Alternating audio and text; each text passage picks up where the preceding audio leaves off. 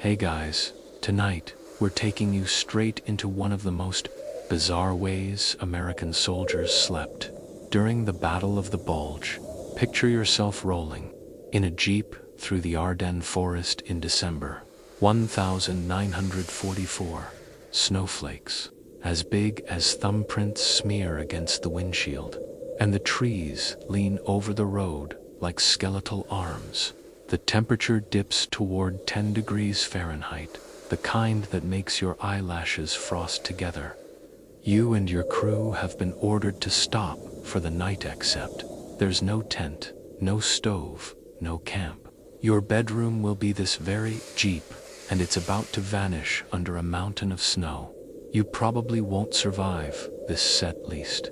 Not if you forget to keep a breathing hole open. That's part of tonight's strange lesson, turning a jeep into a snow cocoon bunker. So, before you get comfortable, take a moment to like the video and subscribe, but only if you genuinely enjoy what I do here. Also, let me know in the comments where you're listening from and what time it is there. I love seeing our little night owl map light up across the world. Now, dim the lights, maybe turn on a fan for that soft background hum, and let's ease into tonight's journey together. The jeep rattles to a halt as daylight dies. The forest road behind you has disappeared under drifting snow, leaving no tire tracks. The sergeant riding shotgun points at a small hollow between two frozen pines. Here, we'll tuck in before the Kraut's night patrol planes catch us. His voice is calm but clipped. He's said it a dozen times tonight. You shove the stick shift into neutral and kill the engine. The sudden silence is so deep that you hear the soft hiss of falling flakes on canvas. You rub your gloved palms together. The leather is stiff as cardboard. Around you, the other jeeps ease off the road one by one, their headlights flicking out. Within minutes, the convoy seems to dissolve into the dark forest. Somewhere distant, a shell pops just one end, fades like a fireworks dud. A crow, startled from a branch, flaps heavily into the night. Your boots crunch into snow as you climb out. The first step sinks halfway to your shins. Snow this thick muffles every sound. Your own movements feel slowed, like you're wading through cotton. Private Hansen beside you mutters, "Welcome to our hotel." He tips his helmet toward the jeep's narrow bench seat. The joke's weak, but it earns a low chuckle. Humor is currency out here. The sergeant crouches, drawing a line in the snow with a bayonet tip to show how high you'll need to pilot, just over the windshield. "Planes won't see us if the jeeps look like snowdrifts," he says. It makes sense. Allied intel knows the Luftwaffe still flies night strafing runs when the moon breaks through the cloud cover.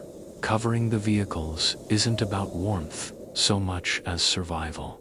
You tug your scarf tighter, grateful for the thick wool, yet still feeling the bite.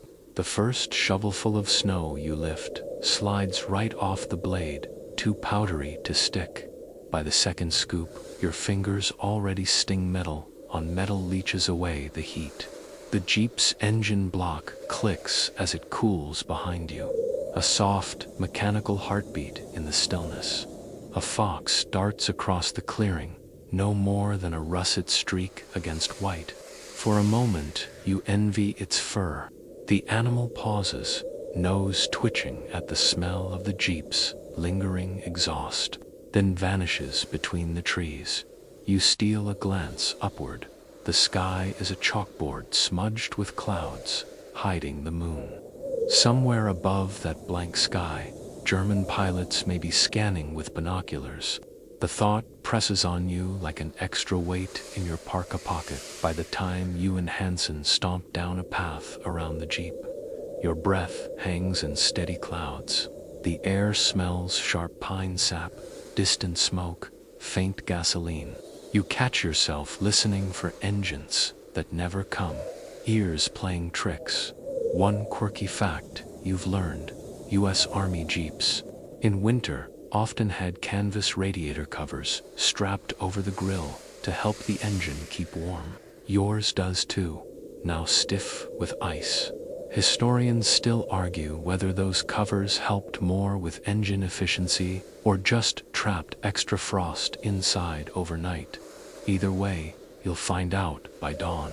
Snow piles slowly up around the tires as you work in rhythm. Scoop, dump, pat down with the back of the shovel. Hansen hums a half-remembered swing tune under his breath. The sound is soft, almost absurd in the frozen dark. The tempo keeps you both moving until sweat dampens the wool undershirt at your back. Then the cold seizes that dampness and makes you shiver harder. Your breath fogs your own goggles, and when you swipe them clear, you notice the Jeep is already half hidden. From 50 feet away, it might pass for just another drift, especially once the moon rises. You imagine the aerial viewer, white lump under spruce branches, and feel a prickle of satisfaction. Somewhere in the line of Jeeps, a private starts singing a parody of White Christmas, substituting choice words about frozen boots. It's not particularly good, but in that deep forest silence, it rings out, cheerful and defiant. Someone else answers with a wolf whistle. Then all is quiet again, except for the steady hiss of snow. You pause, leaning on your shovel to catch your breath. Tiny ice crystals cling to your eyelashes, sparkling like cheap tinsel when you blink.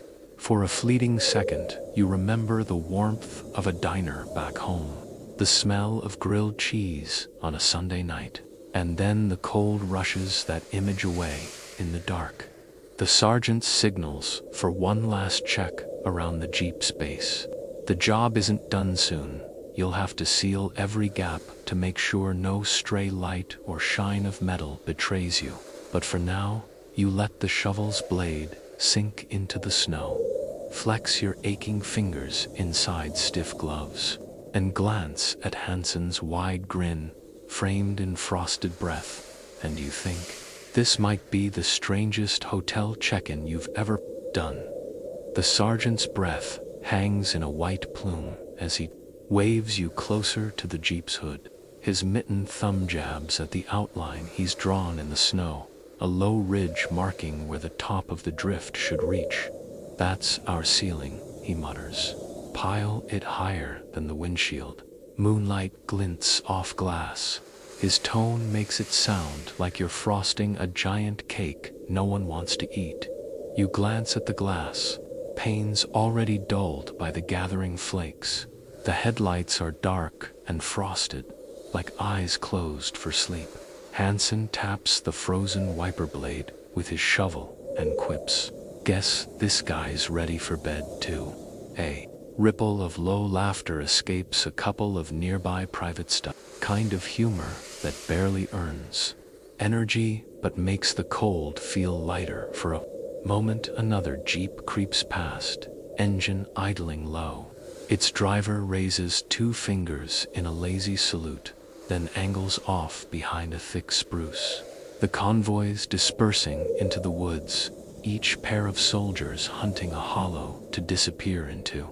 Within a few minutes, you'll look around and swear you're alone until a cough or the metallic thud of a shovel betrays another crew doing the same thing in the next dip of snow. A gust of wind snakes between the trunks, blowing powder into your face and down the neck of your parka. You grit your teeth, clench the scarf tighter. The sergeant crouches again, slicing a trench with the shovel's edge to drain any melted snow that might pool near the tires. Last winter, some of these froze to the axles, he says. Cost us 2 hours of digging and a good curse vocabulary. You and Hansen begin heaving heavy scoops over the hood. The first few collapse in puffs. After a dozen throws, the pile packs down into a solid crust. The canvas top groans slightly as a fresh mound slides against it, sticking like plaster. Frost patterns feathered delicates, pred across the side mirrors. It's pretty, in a way, until you remember you'll be sleeping under that weight soon. The forest is eerily quiet, except for your shovels biting into the drifts.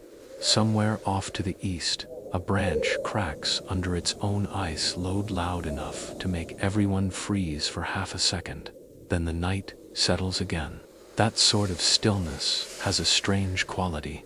Every sound feels magnified, yet distant, as if the woods themselves are holding their breath. You wipe a gloved hand across your brow.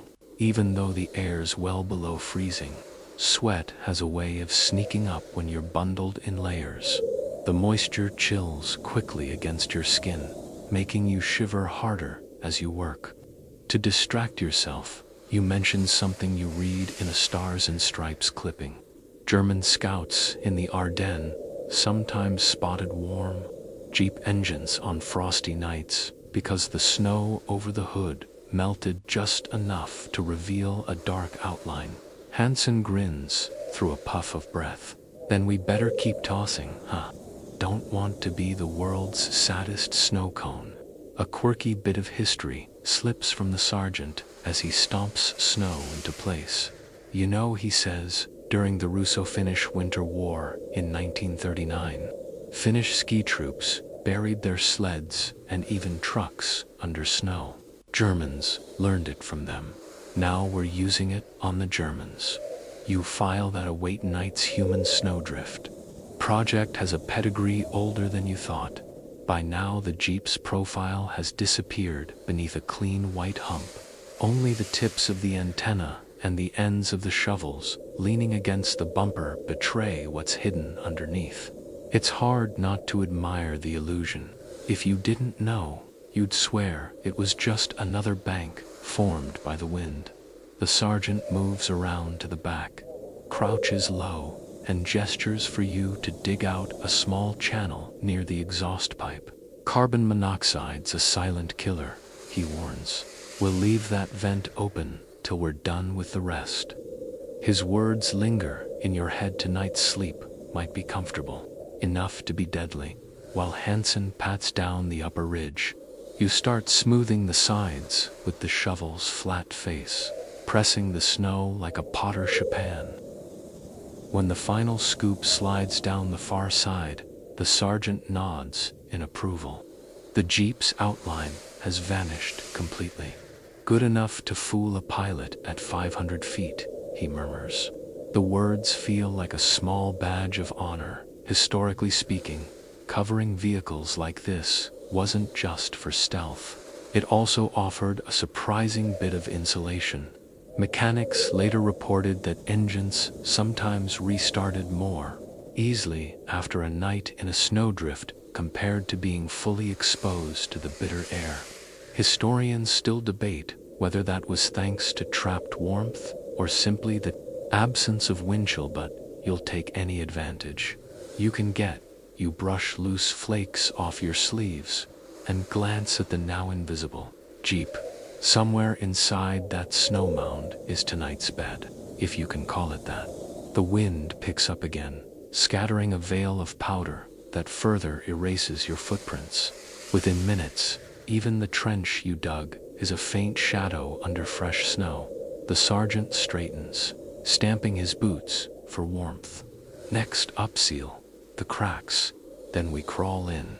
His words sound both promising and ominous.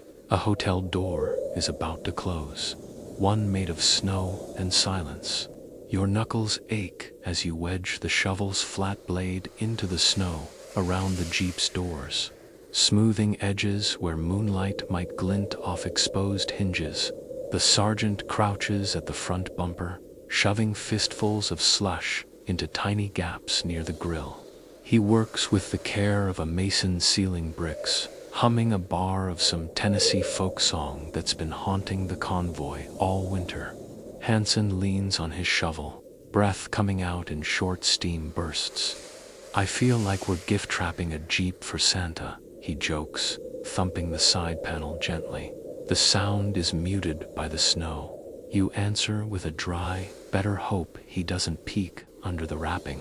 The exchange earns a couple of chuckles from the other's thin humor, but it keeps the teeth from chattering. The forest holds its silence, broken only by the hiss of falling flakes. Somewhere off in the distance, an owl hoots, and then the sound of snow sliding off a branch makes you flinch. It's that sort of night every small noise feels like a clue that danger's approaching. You press the last fistful of snow over a narrow seam where the windshield frame meets the hood. When you pull your glove back, tiny shards of ice glitter against the dark wool like cheap rhinestones. The sergeant inspects the work with a flashlight cupped in his palm to keep the beam hidden. Looks good. Just one thing left, we leave a breathing hole. He gestures to a spot above the driver's side door where a twig pokes through the drift. With the shovel handle, he taps a tunnel the width of your fist straight through to the frigid air outside. The faint draft of wind snakes in instantly. That vent keeps us from turning blue in our sleep, he mutters, using the twig to keep the hole open. The thought makes you swallow hard. Tynet's comfort clearly has rules. A curious detail about wartime field manuals floats through your head. They often advise digging a little chimney-like vent in snow shelters to keep carbon dioxide from building up. The Jeep trick wasn't exactly in any manual, but veterans of cold campaigns, like those who fought in Alaska, brought the idea over. Historians still argue whether this practice saved more lives from suffocation or invited frostbite by letting in extra cold. You'll find out by morning that you step back to admire the finished mound. In the moon-bleached clearing, it looks like a natural snowdrift crouched between the pines. Only the thin antenna tip and that twig vent betray what lies beneath. A mild satisfaction warms you, camouflage complete. Now comes the strange part. Crawling back inside the thing you just buried. The sergeant signals, and everyone lines up to duck under a small flap near the rear. You bend almost double to fit through, careful not to cave the fragile tunnel. The sensation is odd, like slipping into the den of a hibernating bear. Inside, the Jeep's cab is dim and close. The canvas roof droops slightly under the snow's weight, dusted with frost crystals that glitter in the thin beam of a covered flashlight. The air smells of damp wool, cold grease, and faint gasoline. The perfume of winter fieldwork. You slide into the front passenger seat, boots crunching on scattered ice grains that fell from your coat. Hansen squeezes in beside you, knees knocking yours, muttering, "Cozy, huh?"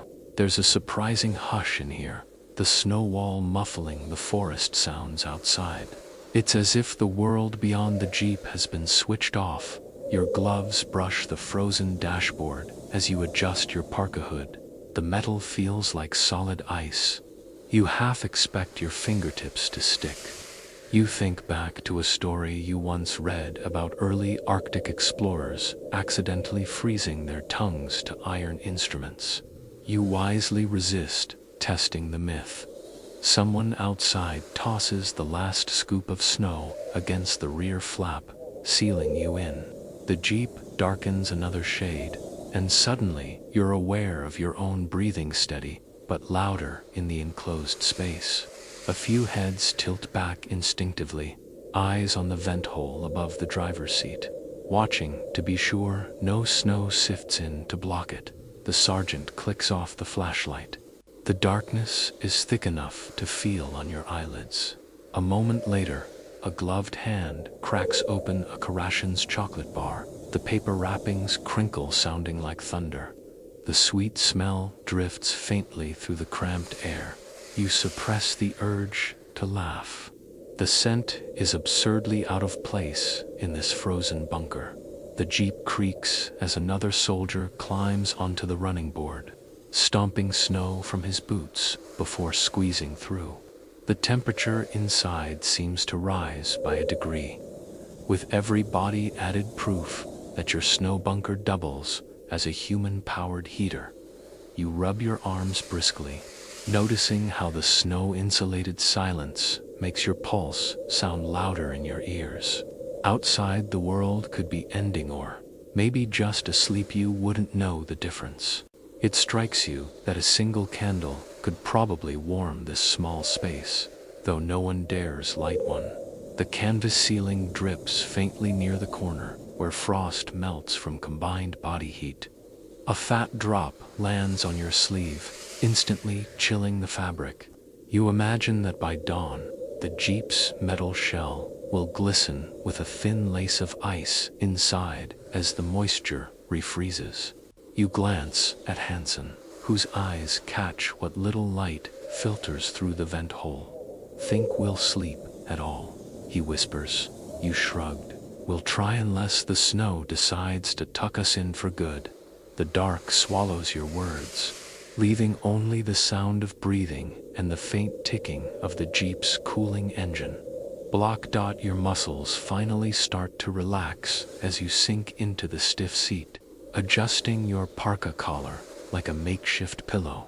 The cold's still there, biting at your ears and fingertips, but the sense of being hidden under layers of snow out of sight from the sky offers a strange comfort, like pulling a blanket over your head as a kid in that heavy silence.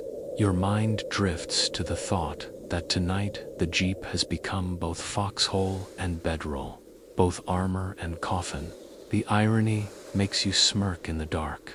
Some hotel room service is just a canteen cup of snowmelt water. A faint clink as someone outside sets the last shovel down signals the end of the work. The sergeant's voice comes soft but steady through the dim. "That's it. Everyone settle in. We've done all we can." The words feel like a curtain falling on the first act of a long, cold night.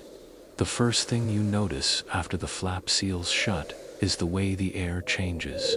It's still cold, no mistaking that, but it's different from the sharp, biting cold outside.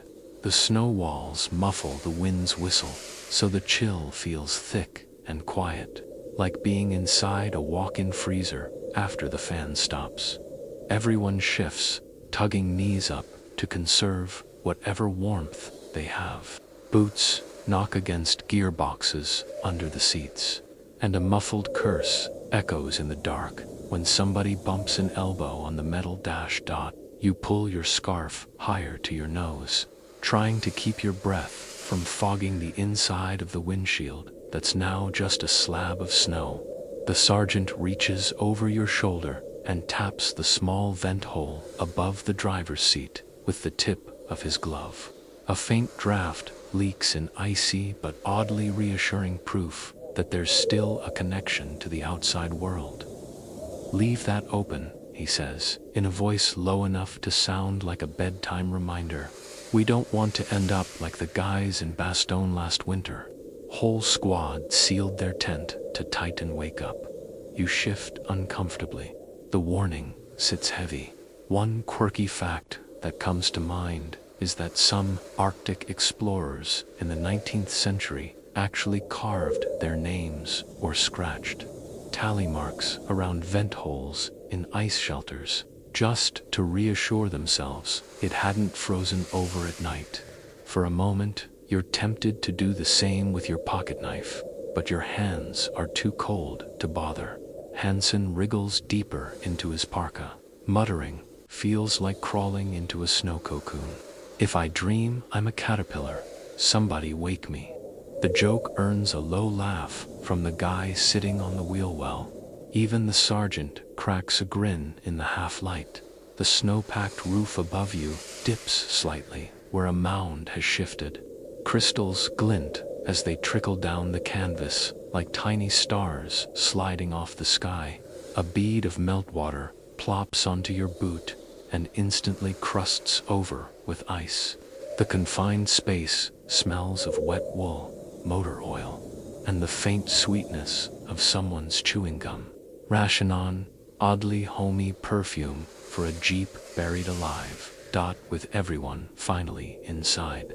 The sergeant checks his watch by shielding it under a flashlight beam. 2-hour shifts, he says. We'll rotate lookout duty. One man by the flap, the rest try to sleep. You hear a few sighs. Even a 2-hour nap sounds luxurious after the last 48 hours of marching and digging. You lean back against the stiff seat and listen as the men shuffle into positions. The driver curls sideways with his head against the steering wheel, using a rolled-up scarf as a cushion. Hansen wedges himself in next to a gearbox and mutters about drawing the short straw for the lumpiest spot. A third soldier settles cross-legged by the vent hole, collar pulled high, rifle across his knees, his silhouette a dark cutout against the faint, snow-filtered moonlight. There's a sudden silence as everyone adjusts to the cramped stillness. The only sound is the soft tick-tick of melting frost dripping from the ceiling onto the rubber floor mats. You're struck by how well the snow insulates. The distant artillery thumps that had been a steady backdrop all day now feel like far-off thunder wrapped in cotton. Another practical detail surfaces from memory. According to a field engineering pamphlet, packed snow can block more sound than sandbags of the same thickness because of the tiny air pockets trapped inside. Historians still debate if that's why some commanders preferred snow berms for winter foxholes, not just for warmth, but for silence. Sitting here in this GP glue, you're inclined to believe it. You shift your weight and feel the damp chill seep through your trouser knees, where they press against the door panel. Adjusting only makes it worse. No angle in this Jeep was designed for comfort. Hansen whispers, "I'd trade a month's pay for a blanket right now." You nudge his boot with yours and reply, "Better not, quartermaster wouldn't give you one anyway." The weak exchange still earns a brief chuckle.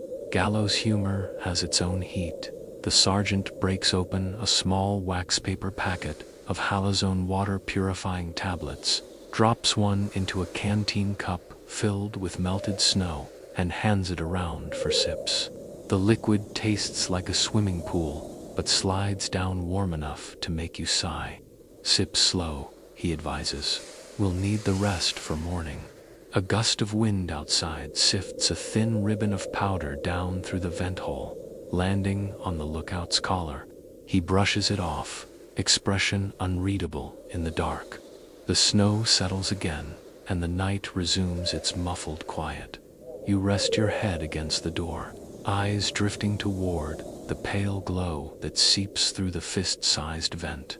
There's a strange comfort in that dim circle of light-proof that somewhere beyond the wall of snow, the forest still exists. The stars still shine, and the war hasn't sealed you off completely. Your eyelids grow heavy, lulled by the soft drip-drip above and the rhythmic rise and fall of 6 men's breathing. Before sleep fully claims you, a final odd thought crosses your mind. Somewhere overhead, perhaps only 1,000 feet up, a German pilot could be gliding past right now, scanning the forest floor, and to him, you're just another snow mound beneath the pines. You drift in and out of a shallow doze, waking whenever a knee digs into your ribs or a boot nudges your shin. The Jeep isn't designed for 6 grown men to sleep in, and every new attempt at comfort ends up feeling like a game of frozen human Tetris. The seat springs creak under the shared weight, and the smell of damp wool thickens as the temperature inside rises slightly from everyone's breath. The sergeant taps the shoulder of the man sitting lookout near the flap. "Your turn's up," he whispers. The soldier nods stiffly, stretching his arms like a rusty hinge before worming toward the seat to claim a warmer spot. Hansen groans as the newcomer's cold parka brushes against his cheek. "Feels like hugging a popsicle," he mutters. The comment draws a few muffled laughs. Humor is still the cheapest. source of heat. It's your turn to crawl toward the flap for the next 2-hour watch. You shuffle carefully, mindful not to elbow anyone in the face. The Jeep's metal floor feels slick under your palms, where frost has begun to melt from body heat. When you finally reach the flap, you settle cross-legged, rifle resting across your lap. The stock icy against your glove. The flap itself is just a slit in the packed snow, reinforced by the Jeep's canvas rear cover. You can sense, rather than see, the outside night pressing against it the way a winter draft feels near a farmhouse door. You lean your ear close. The forest is a hush of snow settling on branches, distant wind sighing through pine needles, and once in a while the muted crack of a tree limb snapping under ice. A few minutes pass before you realize how strangely insulated you feel. The snow muffles everything. The rumble of distant artillery is barely more than a tremor, and even the shuffle of boots outside someone from the other. Jeep bunkers repositioning sounds like it's happening under a blanket dot. To keep yourself awake, you count breaths. The others are asleep, or at least pretending, breathing in a steady chorus of foggy clouds that merge and swirl near the roof before condensing as frost on the canvas. Tiny droplets glisten in the dim beam of moonlight sneaking through the vent. A single drop swells until it falls with a plop on the steering wheel and freezes. There, in a perfect bead. You remember reading in a wartime manual that condensation was a major enemy in winter quarters. Frost would collect on metal, then melt when stoves were lit or when enough men breathed in a closed space, corroding radios, even rusting ammo clips. Here you have no stove, just lungs. Still, the droplets creep toward the dashboard where a spare field radio sits in a cloth wrap. You brush a trickle away with your sleeve, leaving a faint wet smear that quickly stiffens with ice. Hansen stirs and mutters something unintelligible in his sleep, pulling his parka tighter. His helmet slips forward and taps the glassless window frame. Now just a snow-packed wall. He grimaces without opening his eyes and shifts again. You wonder if he's dreaming of his parents' heated porch back in Ohio. He once mentioned it smelled like cinnamon toast on winter mornings. The thought makes you hungry. Your stomach grumbles at the memory of food, prompting you to fish in your jacket pocket for the last of a rations biscuit. The dry cracker crumbles in your mouth, chalky but welcome. You chew slowly, savoring each grainy bite while trying not to wake anyone with the crunch. A sliver breaks off and drops onto the Jeep floor, immediately disappearing into the frost. Minutes drag on. You glance at your watch, but the faint glow of the dial seems to crawl backward. 2 hours in this quiet feels longer than a full march. To keep your brain active, you hum the first line of Moonlight Serenade under your breath, the notes trembling like the cold in your voice.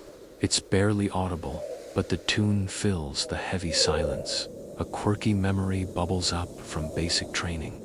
A corporal once claimed that humming at night could keep frost from forming inside your nostrils because it kept the air vibrating. Historians, at least the ones who bother to write about such small human habits, still debate whether that's true or just another soldier's myth born from boredom. Either way, the soft vibration comforts you. The sergeant shifts in his cramped seat and clears his throat. "You awake over there?" he asks, quietly. "Mostly," you answer. "Good. Keep an ear out. Krauts sometimes sends scouts in quiet." You nod, even though he can't see you in the dim. The word scouts prickles at the back of your neck. The idea of enemy boots crunching just outside the snow wall while you sit silent inside makes your palms sweat despite the chill. Time crawls forward. The vent hole whistles faintly as the wind picks up outside, sending a thread of frigid air that snakes down the back of your neck.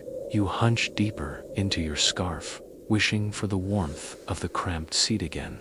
A tiny swirl of powdery snow drifts in through the vent and lands on your rifle barrel, melting instantly into a single shimmering bead. You shift your weight to ease a cramp in your hip.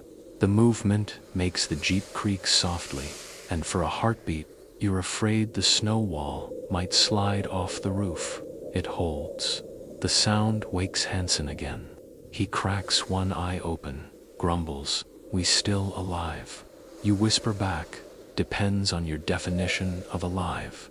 His eye closes again with a faint smirk on his lips. Eventually, you switch legs, rubbing your gloved hands together for warmth. You find yourself daydreaming about hot coffee, its smell, its steam curling up into a warm kitchen ceiling. In the dark, you almost swear you catch a phantom whiff of it, maybe just your brain playing tricks. A thermos sits buried in a pack somewhere behind the seats, but ration orders say it's for morning. You imagine the argument that'll come later about whether to drink it early. The Jeep's confined. Space begins to feel smaller by the minute, pressing in as the walls seem to close around you. You glance at the vent hole again, grateful for that tiny round view of night, nothing visible but the faint glow of snow reflecting the moon. Yet it's proof the world still exists outside this metal shell. Finally, the sergeant stirs again and checks his watch with a flashlight shielded under his jacket. The muted beam casts brief shadows across tired faces. 2 hours, he whispers. Switch. Relief washes over you like a lukewarm tide. You crawl back toward the seat, careful not to step on sleeping feet, and settle in the narrow gap beside Hansen. The spot is still warm from the previous shift holder, which feels almost luxurious. Your body relaxes, though your knees stay drawn tight to your chest. The sound of the next lookout shifting into position becomes the last noise you register before your eyelids grow heavy. Somewhere above your head, the snow shifts slightly, a soft, sighing sound, like the whole forest tucking you in for the night. Your final thought before slipping under is strangely practical. Tomorrow, you'll have to dig your way out before the snow seals the vent hole completely. For now, though, the snow cocoon holds, and your breath joins the foggy rhythm of the rest, one more plume of warmth in the buried Jeep. The warmth you'd found in that narrow gap lasts about 5 minutes before the cold seeps back into your bones. It's not the sharp, outdoor cold anymore, but a dense, creeping chill that snakes in through seams of clothing and lingers in your socks. Your toes throb dully, shifting between numbness and pins. You pull your feet closer under your thighs, trying to steal what little heat your body can generate. The Jeep groans as someone changes position. The sound is faint, but in the hushed cocoon, it's loud enough to wake Hansen. He blinks, hair stuck to his forehead with damp frost, and mutters, "We still in our den, or did the snow eat us?" You give a weak smile and answer, "Both." The response gets a soft chuckle before his head drops back against the seat. The lookout, by the flap, shuffles restlessly, trying to keep circulation in his legs. He rubs his gloved hands together and breathes into them, producing tiny puffs of vapor that glow briefly when they pass under the vent's moon-filtered light. A breeze sneaks in through the vent, colder now that the night has deepened. Each gust carries a faint scent of pine and distant wood smoke, the only reminder that somewhere nearby, other men huddle by small, hidden fires. You draw your scarf higher and close your eyes, willing sleep to come. It doesn't. Instead, you listen to the soft ticking of cooling metal in the dashboard, to the slow exhale of the man beside you, to the occasional rattle of gear under the back seat when someone shifts. The snow walls make every sound close and intimate, almost like being underwater. An hour slips by like that, half dreaming, half listening in, till the sergeant taps your knee with his mitten. "Rotate," he whispers. Hansen grumbles as you prod him awake. His face is etched with pillow-shaped creases from the folded sleeve he's been using as a cushion. "Guess I'm on guard duty," he sighs, untangling himself from the cramped knot of limbs and crawling to the flap. You slide sideways into the warm hollow he's left behind. It's surprisingly comforting, the residual heat of another human body pressed into the canvas seat. You tuck your knees up and try again to rest. The smell of damp wool mingles with the faint metallic temps of the Jeep's steering column. It's oddly familiar by now, almost like the scent of your winter coat at home after a day of sledding. Just as your eyes begin to flutter shut, a muffled thud echoes from somewhere outside, maybe snow sloughing off a pine bough, maybe something else. Everyone stiffens for a heartbeat, listening. The lookout leans forward, ear nearly pressed to the flap, then shakes his head and mouths, "Just snow." You exhale slowly, letting your shoulders relax. A quirky detail surfaces from the back of your memory. Some Finnish troops in the winter war used to pack the snow so tightly around their dugouts that falling branches would bounce off without noise. Historians still argue whether that made them safer or deaf to warning sounds. Tonight, you're grateful for any silence at all. Hansen settles near the vent with his rifle across his knees. He keeps rubbing his gloves together, the faint squeak of leather on wool punctuating the otherwise steady rhythm of breathing inside the Jeep. The sergeant shifts again, muttering under his breath about the ache in his hip. No one answers. Everyone's too tired to offer sympathy. A droplet of condensation finally grows heavy, enough to fall from the canvas roof onto your cheek. It's icy and startling, but you resist wiping it away. Your hands are cocooned in your sleeves, and moving would let cold air sneak in. Instead, you let it trail down to your jaw, where it freezes against your scarf. The minutes blur together. From outside, a muffled owl hoot echoes, then nothing but the soft sighing of the wind. Your head nods forward once, twice, finally resting against the doorframe. You drift for a while, in that half-aware state where dreams slip in but never settle. Brief flashes of warm kitchens, your sister's laugh, then the hard return to the Jeep's metal against your temple. A raspy whisper jolts you back. You awake. It's the sergeant again, voice barely audible. Sort of. You mumble, "Good. Listen to this." He tilts his head toward the vent. At first you hear nothing, then a faint, distant crackling like the dry snap of twigs. It could be a frozen branch giving way under snow, or it could be something else entirely. The lookout leans in as well, frowning. The sound fades after a few seconds, replaced again by the steady sigh of wind. The sergeant shakes his head. Could be trees, or Germans testing for patrol. Either way, stay quiet. His whisper has the calm weight of someone who's seen worse. You settle deeper into your spot, trying to ignore the goosebumps rising on your arms. Half an hour later, as the sky outside begins to shift from pitch black to a deep pre-dawn gray, Hansen nudges the man beside him. "Coffee, debate time," he says, under his breath. The words rouse a couple of others.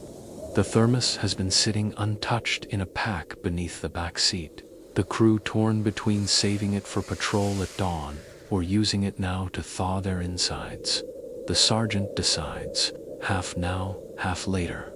He unscrews the lid as quietly as possible. The first swirl of steam that escapes is like a tiny miracle, carrying the rich scent of burnt beans through the snow-stilled jeep. Every head lifts a little, eyes half closed in bliss when the tin cup reaches you. The coffee is only lukewarm, but it tastes like victory, bitter and a little grainy. Yet you savor it, letting the warmth linger on your tongue.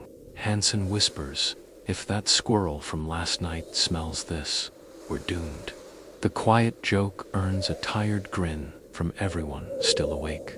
There's a historical irony to the moment that makes you smirk.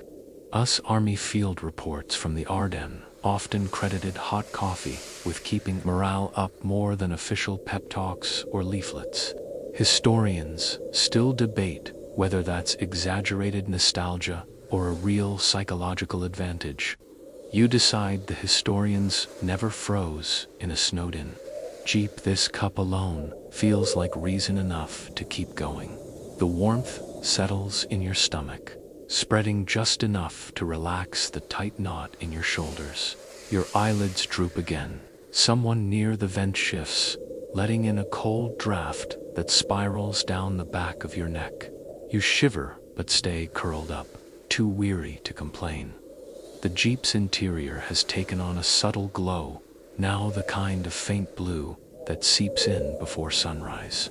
The snow around you, lit from above, seems almost translucent in spots, creating soft halos of pale light against the canvas roof. You tilt your head back and watch one of those halos slowly expand as the sky brightens. The lookout clears his throat quietly, breaking the spell. "Another hour and we'll have to start digging her out," he says. His voice is a reminder that the snug cocoon is temporary. Soon it'll be shovels again, stiff fingers, and the wide-awake threat of daylight patrols. For now, though, you let yourself drift once more. The jeep hums softly with the sounds of breathing, the occasional creak of gear, and the distant memory of coffee still lingering in the air. As your thoughts slide toward sleep, you realize that despite the cold, the cramped limbs, and the lurking danger, there's something strangely comforting about the snow-buried jeep. Like the forest itself has decided to shield you for just a little while longer. By the time your eyes flutter open again, the world outside the jeep is still cloaked in darkness. But something feels different. The air inside has grown slightly warmer, a thickened, humid warmth that clings to your skin beneath the wool layers. You shift, realizing the true source of the heat isn't a miracle sunrise or a hidden stove. It's the six of you, crammed shoulder to shoulder, radiating what little warmth the human body can give. You become aware of just how close you are to Hansen. Your elbow presses into his ribs, and his knee is jammed against your thigh. Across from you, the driver's helmet rests lopsided on his forehead as he snores softly, the sound muffled by the wool scarf bunched beneath his chin. The sergeant is slumped in the corner, with his arms crossed tight, chin tucked into the collar of his parka, like a turtle retreating into its shell. The snow-packed cocoon outside traps every ounce of body heat that leaks from the layers of wool and canvas. Your breath mingles with everyone else's, thickening the air until the small vent above the driver's seat looks far too small to do its job. Each exhale leaves a brief white cloud that rises, hits the canvas roof, and joins the slow-forming film of frost, already sparkling like sugar on a pie crust. You shift your legs to ease a numb spot on your hip and immediately feel a boot push back. One of the men still asleep grumbles at the intrusion. It's impossible to move without bumping someone. Each of you is wedged in like sardines in a metal can. The term body heat economy suddenly makes perfect sense. Everyone's heat is shared, whether you like it or not. Hansen cracks one eye open and groans. "This is what they mean by close combat, huh?" he whispers. You stifle a laugh, careful not to jostle the others. The sergeant, eyes still closed, mutters, "Shut up, and save the jokes for daylight. The exchange earns a few muffled chuckles anyway, proving that even in the dark, humor helps fend off the cold. A little condensation drips from the roof onto your wrist. The droplet is surprisingly warm at first, then chills as it seeps through your glove. You think of how strange it is to have water dripping in a place where everything else is frozen, like the Jeep is sweating from the combined effort of keeping you alive. Your back presses against the Jeep's door panel, and the metal is still icy despite the trapped heat. Every breath you take fogs your scarf, dampening the wool. The smell inside the Jeep is a mixture of wet wool, pine-scented snow melting on gloves, and the faint metallic temps of rifle oil. Oddly enough, it's not unpleasant. It's the smell of soldiers in winter, raw but familiar. The driver stirs in his sleep, mumbling something about home. His words dissolve into a snore. You glance at the others' faces softened by sleep, but pale in the dim glow that filters through the vent. Everyone looks younger, with their helmets off and eyes closed, like boys in a cabin after a snowball fight. You wonder how many of them will still be here when the winter ends. A quirky historical thought pops into your mind. You recall reading about Napoleonic soldiers in the Russian campaign who survived blizzards by huddling 3 or 4 to a horse blanket, using each other's body heat as their only furnace. Historians still debate whether those close quarters helped more than hurt. Some claim it saved lives. Others say the shared dampness invited frostbite and disease. In this Jeep, you suspect both might be true. The lookout near the flap shifts, stretching his legs as far as space allows, and whispers, "Anyone awake enough to swap?" His voice is hopeful but resigned.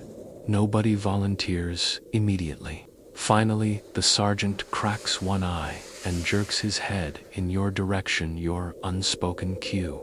You sigh quietly and begin untangling your limbs from the cramped knot of bodies. Hansen grins sleepily as you crawl over him. "Heroes watch again," he teases. You mutter something about hazard pay and wedge yourself beside the flap. The spot you left behind is instantly claimed by another soldier who slides into the residual warmth like a cat, curling into a sunbeam.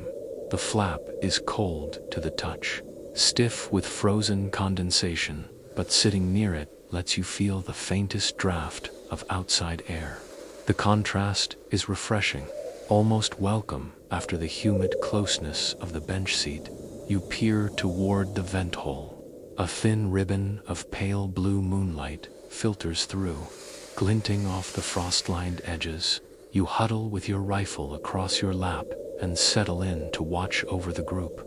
The air at the vent carries scents of the world beyond pine, frozen earth, a hint of distant wood smoke that teases you with the idea of a fire somewhere. Your stomach rumbles at the thought of warmth and cooked food, but the thermos with its remaining coffee is already back in the pack, guarded like treasure. After a few minutes of silence, Hansen's soft snore resumes, a low, rhythmic rasp that almost sounds like the slow purr of a cat. The sergeant shifts slightly but doesn't wake. Their combined breathing mixes with the faint hiss of the wind outside, forming a kind of rough lullaby that makes your own eyelids heavier. You shake yourself awake and focus on the vent hole again.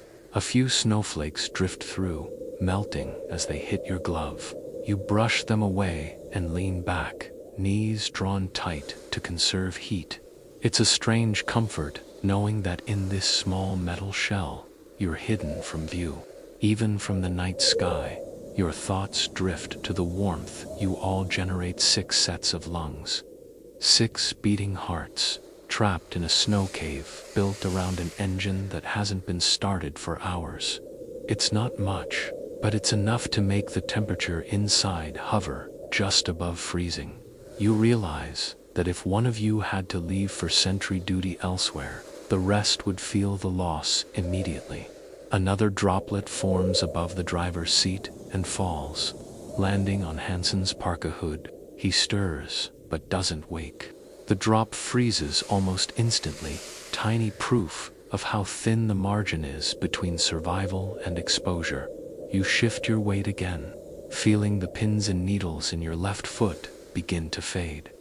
The cramped conditions have made your muscles ache, yet there's a strange solidarity in sharing this discomfort. It's as if every creak of the Jeep, every sigh, every breath misting the air binds you all together against the cold outside. The moonlight begins to fade slightly, signaling that dawn isn't far. The draft at the flap grows colder, sharper. You adjust your scarf, eyes fixed on that thin slice of night sky peeking through the vent. The sergeant suddenly clears his throat softly without opening his eyes. "Rotate in 20, he mumbles. You answer with a quiet Roger, that careful not to disturb the others. His head tilts back again, and the silence returns. You spend the remaining minutes counting breaths again. Something about the shared rhythm soothing your frayed nerves. Outside, the wind sighs through the trees like a slow exhale, but the snow walls hold firm, leaving you all in your own pocket of fragile warmth. A final historical observation drifts into your mind as you sit guard. You remember that during World War I, soldiers in the Alps dug snow caves into mountainsides, some surviving weeks inside with little more than candles and shared heat. Historians still debate whether their survival owed more to ingenuity or sheer stubbornness. Looking at your dozing crew, you suspect stubbornness is the secret fuel. Here as well, your shift ends quietly as another soldier stirs and crawls forward to relieve you. You slide back into the narrow seat you left earlier, finding it still warm from your previous watch. Exhaustion pulls you down fast. Your last thought before sleep reclaims you is that, for better or worse, your collective body heat has turned a military jeep into something almost humana, strange, wheeled furnace, keeping its crew alive beneath the snow. A soft metallic plink wakes you, a single drop of condensation striking the jeep's dashboard. You blink at the dimly lit interior and realize the once frosted metal is now stippled with beads of moisture that glimmer like tiny pearls in the weak dawn filtering through the vent. The snow cocoon has done its job too well. Your combined body heat has begun to thaw the inner frost, and gravity pulls the meltwater downward in slow, cold rivulets. You ease upright, feeling your spine pop as you stretch in the cramped space. Hansen is still asleep, mouth open slightly, his breath forming a faint mist that swirls upward to join the fog clinging beneath the roof. The sergeant stirs as well, opening one eye at the sound of your movement.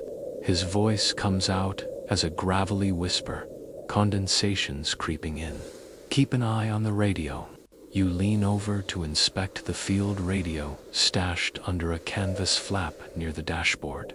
Moisture has gathered on the cloth wrapping, darkening the green fabric. You dab at it with your sleeve, hoping to keep the circuits dry. The cloth freezes stiff almost immediately after absorbing the droplets. One quirky detail you remember from a field maintenance lecture during the early winters of the war. Mechanics learned the hard way that water dripping from frosted roofs could short-circuit radios and even jam ammunition belts. Some units improvised by hanging strips of oiled canvas as drip guards. Historians still debate whether these fixes came from official orders or inventive privates tired of cleaning corroded gear. Looking at the glistening beads on the dashboard, you wish for one of those strips right now. The driver wakes with a groan, rubbing his hands together. "Feels like we slept inside a wet refrigerator," he mumbles. His complaint earns a muffled laugh from Hansen, who's just rolling over, hair sticking out in frosted tufts. The shared discomfort has its own humor. Each of you looks like you've been caught in an overnight freezer experiment. You notice the frost on the inner windshield is thinning in patches where the snow has started to melt against the glass. A small trickle runs down toward the glove box, disappearing into a seam. You wipe it away with a gloved thumb, feeling the cold bite through the wool. Don't let it drip on the ammo box, the sergeant warns quietly, nodding toward the crate wedged against the passenger side wheel well. Last thing we need is soggy cartridges freezing together.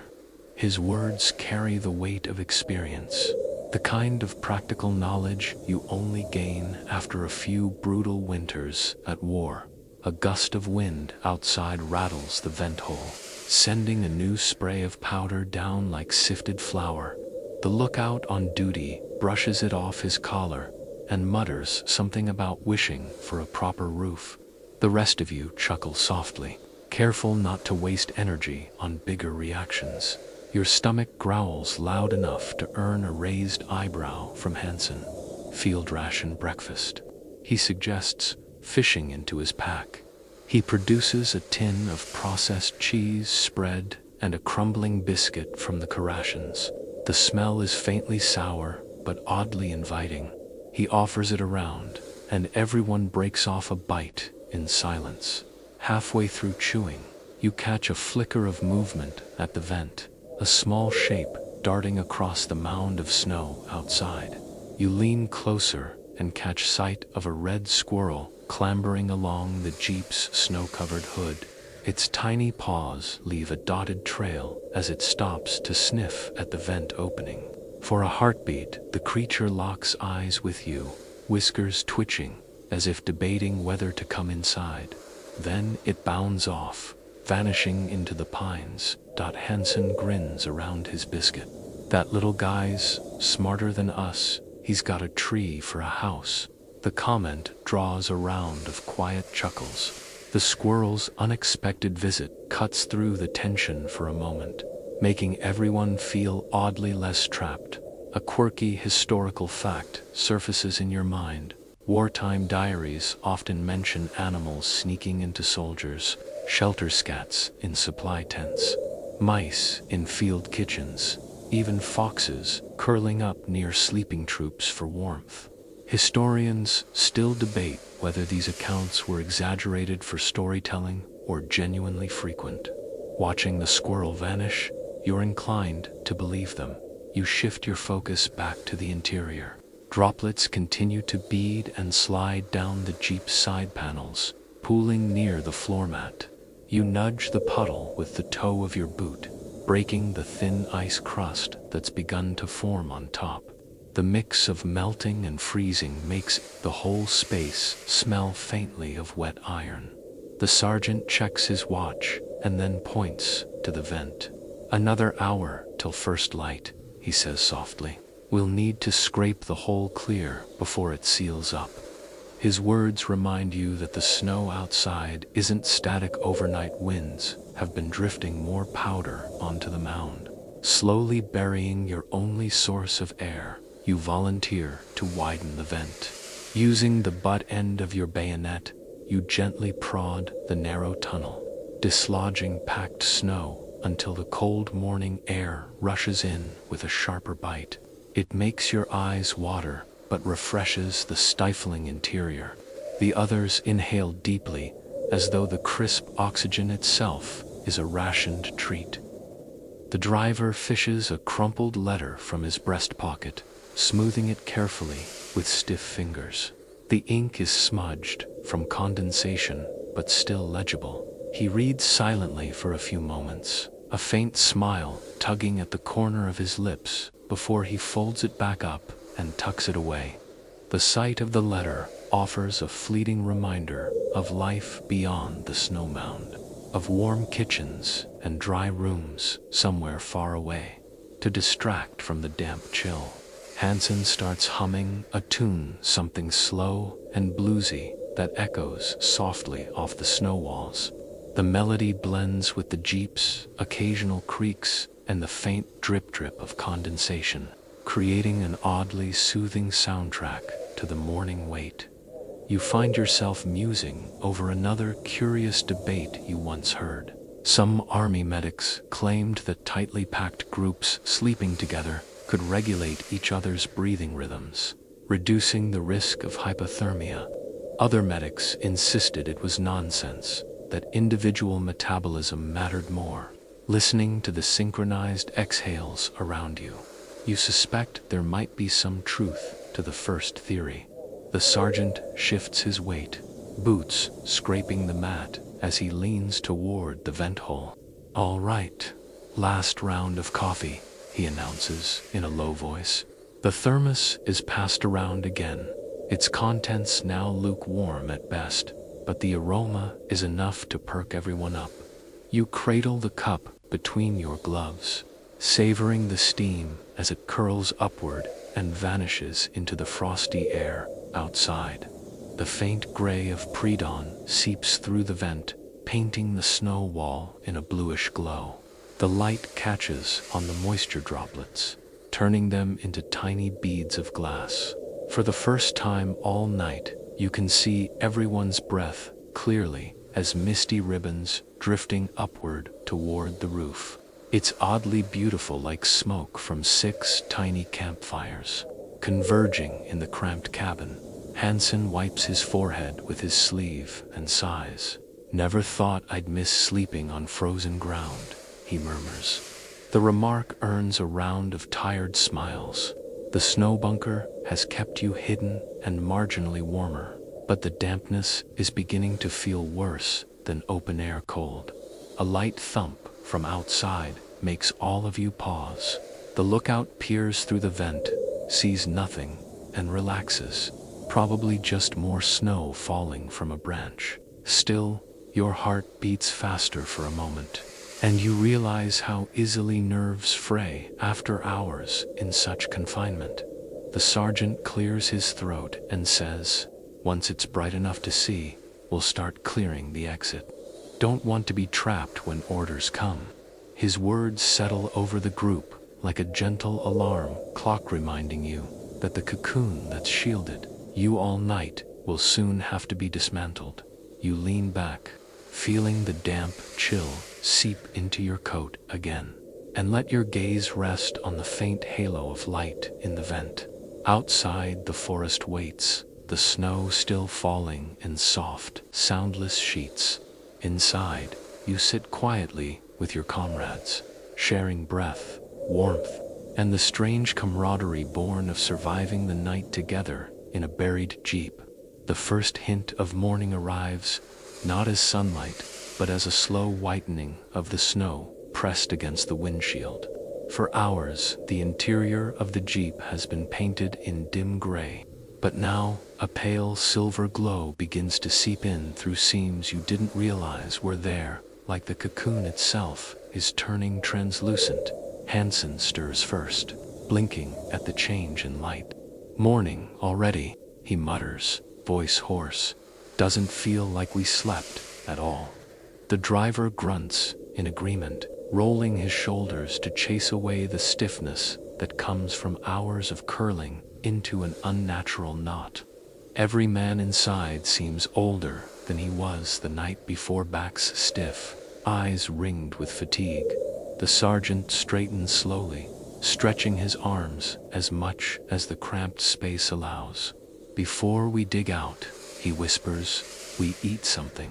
His hand gropes for the small brown carton of rations tucked behind the seat.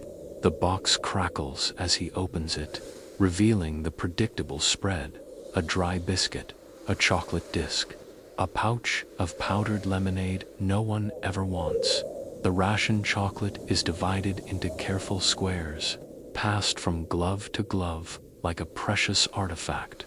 Hansen snaps his piece in two to share with the driver, joking, "Romantic breakfast for two." The humor lands just enough to draw half-dash smiles. You take your share and notice how waxy the chocolate feels against your cold fingers. It tastes sweet and gritty, sticking to your teeth, but in the damp chill of the Jeep, it's as good as a bakery treat. One soldier tries to tear open the lemonade packet, sniffs it, then folds it closed again with a look of regret. "No way I'm drinking that cold," he mutters, while the group chews in silence. The squirrel from the night before reappears at the vent hole, nose twitching. It peeks in as if invited to breakfast, then scampers off again when Hansen makes a mock growl. The fleeting visit sparks a round of quiet chuckles. It's surprising how much a tiny animal can soften the morning mood. After the meager meal, the sergeant taps his watch. "Still an hour before we get digging. Rotate, look out, till then." The driver volunteers and crawls forward, rubbing condensation from his helmet brim as he settles near the flap. His boots crunch against the thin sheet of ice that has formed overnight on the floor mats. You lean back again, eyes drawn upward to the roof where droplets tremble, ready to fall. The once fluffy frost has shrunk to small glittering patches. Each drop that falls lands with a sound just loud enough to mark time plink, a steady metronome that makes the silence seem deeper. The air is damp, thick with a blend of wool, metal, and melted snow. It clings to your throat as you swallow, making you long for a hot drink. Someone coughs softly, and the sound echoes off the metal walls like a muted drumbeat. Hansen tries to lighten the mood. "If we're still stuck in here by lunch, I'm gonna carve my initials in the snow wall." The sergeant raises one eyebrow. "You'd just end up carving through to the outside. Better keep your autograph for a tree." The exchange is enough to make a few shoulders shake with quiet laughter. A quirky historical tidbit crosses your mind. Diaries from soldiers in the Ardennes sometimes mention using pencils to doodle on Jeep dashboards during long waits, leaving behind sketches of pinup girls or hometown skylines. Historians still debate whether those drawings were acts of boredom, morale boosters, or quiet rebellion against the war's monotony. You run a finger over the damp dashboard, tempted to scratch something yourself, but think better of it. The metal is too wet to keep a mark. The lookout tilts his head toward the vent. "Hear that?" he whispers suddenly. Everyone stills. At first, there's nothing but the faint hush of wind sliding over the mound. Then you catch it. A distant, hollow thump like a log falling on packed snow. The sergeant gestures for silence, listening intently. The sound fades, replaced by the sigh of pine branches. After a long minute, he exhales. "Probably just snow off a tree. Keep listening anyway." The incident leaves a trace of tension in the cramped Jeep. Shoulders stiffen again. Eyes linger on the vent as if it might reveal what's outside. The fragile sense of safety provided by the snow walls feels thinner now, as though the forest could reach in at any moment to shake off the unease. Hansen pulls from his coat pocket a tiny deck of folding cards, frayed and nearly falling apart. "Best way to kill time," he says with a grin. The space is too tight to spread a game, so the two men beside him just pass the cards around, flipping them over like idle fortune tellers. A bent queen of hearts makes the round twice, earning a few muttered superstitions about luck in battle. The sergeant adjusts the vent hole with his bayonet handle, chipping away ice that has begun to crust over the opening. A rush of frigid air floods in, cutting through the damp humidity like a blade. The sudden chill makes everyone draw scarves tighter, but it also brings a freshness that clears the fog in your head. You rub your hands together, feeling the raw skin beneath the gloves from last night's shoveling. The ache in your forearms reminds you of the work still ahead digging out the Jeep. Before orders arrive, the conversation drifts to the subject of fuel. The driver, looking at the frost-rimmed gas gauge, mutters, "Pray she starts when we need her." The sergeant nods grimly. Engines don't like sleeping in snow any more than we do. A quirky fact pops into your thoughts. Later reports from the Ardennes claimed that snow-buried engines sometimes restarted more easily because the packed snow insulated them from extreme wind. Mechanics disagreed. Some swore it saved battery power. Others said it was just luck.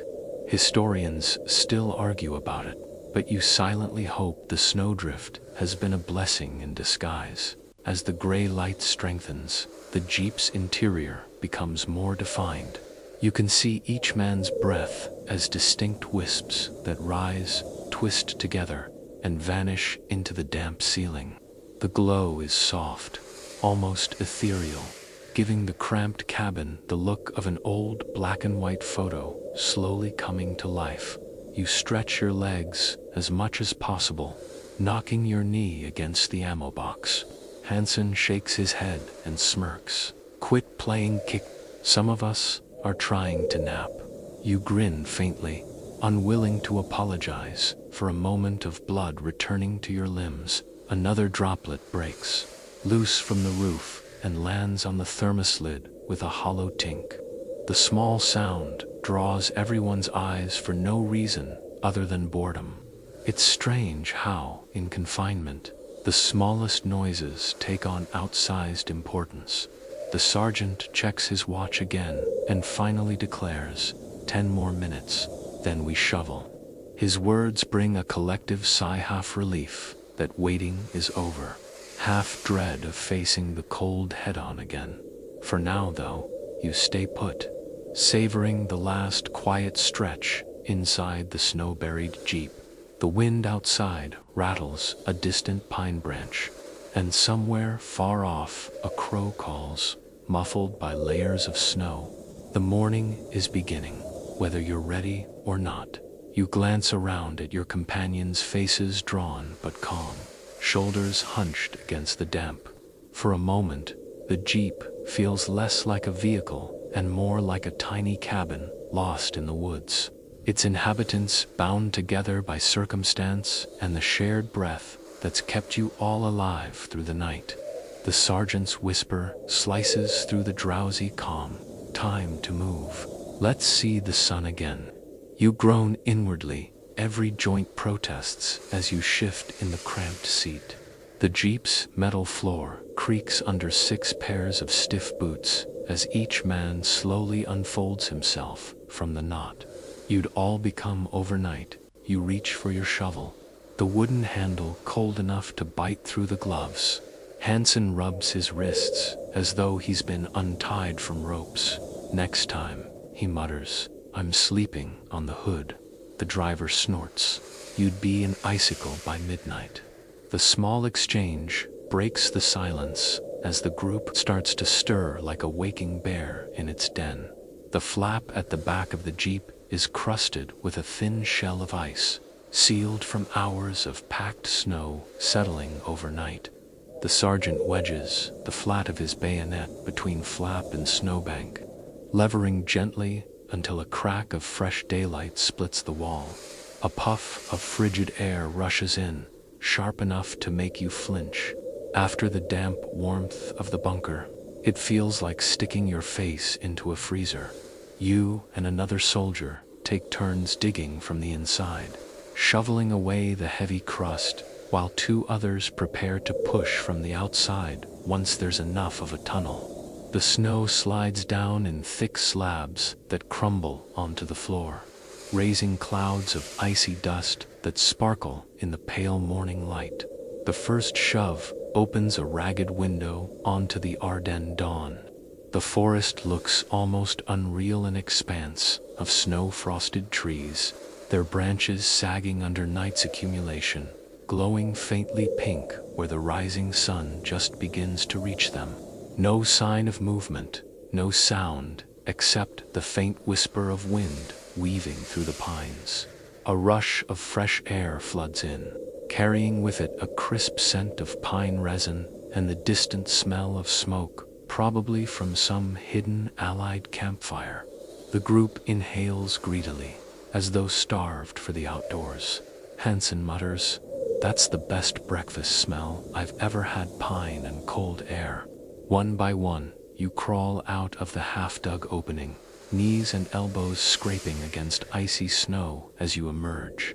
The outside world is shockingly bright after the dim cocoon. You squint at the whiteness that surrounds you, so vivid it seems to hum in the early light. The jeep, now half exposed, looks strangely fragile, like a hibernating animal disturbed midst. The mound of snow still clings to its sides and roof, but the smooth camouflage is broken by your digging, revealing patches of olive drab metal and the dulled curve of the windshield. The sergeant instructs two men to clear the rest of the mound away from the exhaust pipe and tires. "We need her ready to roll when orders come," he says, his breath clouding in the frosty air. You join in, sinking your shovel into the compacted drifts, surprised at how heavy and wet the snow has become after hours of absorbing your combined heat. A quirky historical note floats through your memory. Allied field reports from that winter often described snow so dense and wet it was heavier than sandbags, yet far less stable for building trenches. Engineers debated for years whether it was worth using for fortifications at all. As you heft another wet shovelful off the jeep's hood, you're inclined to believe the engineers who hated it. The driver stomps a path around the jeep to prevent the wheels from freezing into the snowpack. Every step crunches with a brittle crackle. The cold air against your damp scarf makes you shiver even harder. The warm cocoon has left your body unprepared for the bite of open morning as the shoveling continues. A dull clang echoes from the rear wheel well. One of the men has struck a hidden ice ridge. He chips at it with the bayonet tip until the frozen lump splits free, revealing the tread beneath. "Better now than later," the sergeant mutters approvingly. You pause a moment to stretch your aching shoulders and glance at the other jeeps scattered across the clearing. Each looks like a lumpy snow hill slowly being excavated by tired soldiers.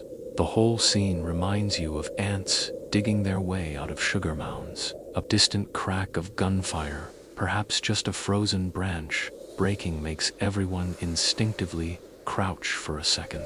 The sound fades without echo. You exchange glances with Hansen, who shrugs, then goes back to shoveling. The war feels close, even when it's nowhere to be seen. As more of the jeep emerges, steam rises faintly from spots where the engine's residual warmth still clings. The sergeant runs a gloved hand along the uncovered hood, nodding at the lack of ice on the grill. "Snow kept her warm enough," he remarks. "Might start on the first crank." You catch your reflection in a patch of thawed metal, a pale, tired face with frost-crusted brows and lips chapped raw. You look older than you did yesterday.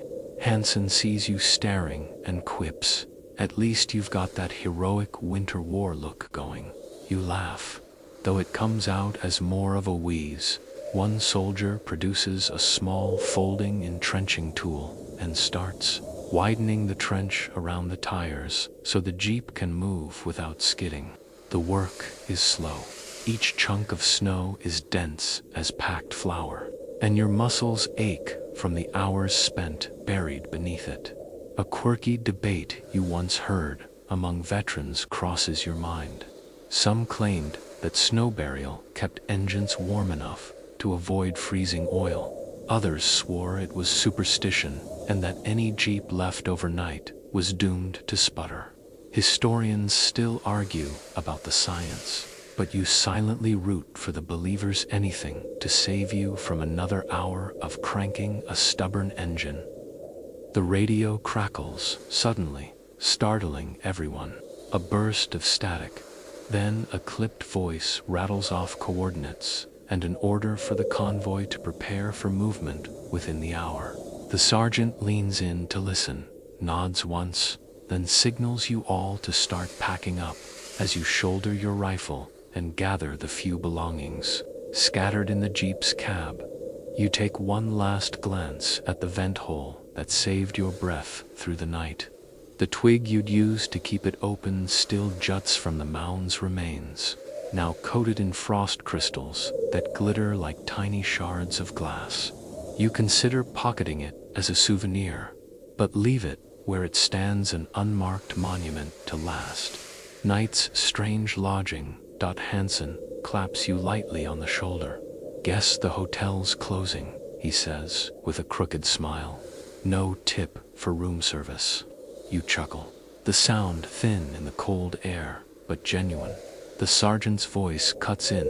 "Warm the engine again. We move soon." The driver climbs in and turns the key. This time, the engine rumbles to life without hesitation. Exhaust puffing upward in white plumes that curl through the still morning like smoke signals. The sound is oddly reassuring, a mechanical heartbeat against the silence of the snowy woods. You climb back into your seat, rifle propped against your knee, and watch as the exhaust drifts skyward. Beyond the clearing, the forest stretches out in endless white. Somewhere out there, the enemy waits. But for now, the Jeep's low growl and the camaraderie of your squad feel like enough to hold the world at bay. The sergeant looks over the crew and nods once. "We survived the night. Let's make sure we survive the day." No one answers, but the determined set of their jaws is response enough. You tug your scarf higher, glance one more time at the fading snow mound that served as your bunker, and brace yourself for whatever the forest and the war will bring next. The engine's low rumble fades as the sergeant cuts it again to conserve fuel, leaving only the hush of the snow-laden woods. Inside the Jeep, a few of the men slump back into their seats, trying to steal a few last minutes of rest before the convoy moves out. You lean against the cold metal doorframe, eyes half closed, and let your thoughts drift not forward to the coming patrol, but backward, toward home. The cold makes it hard to remember warmth. You try to picture the radiator in your parents' hallway back in Pennsylvania, the old clanking pipes that hissed and popped when the heat came on. The memory seems almost unreal against the present smell of damp canvas and gun oil.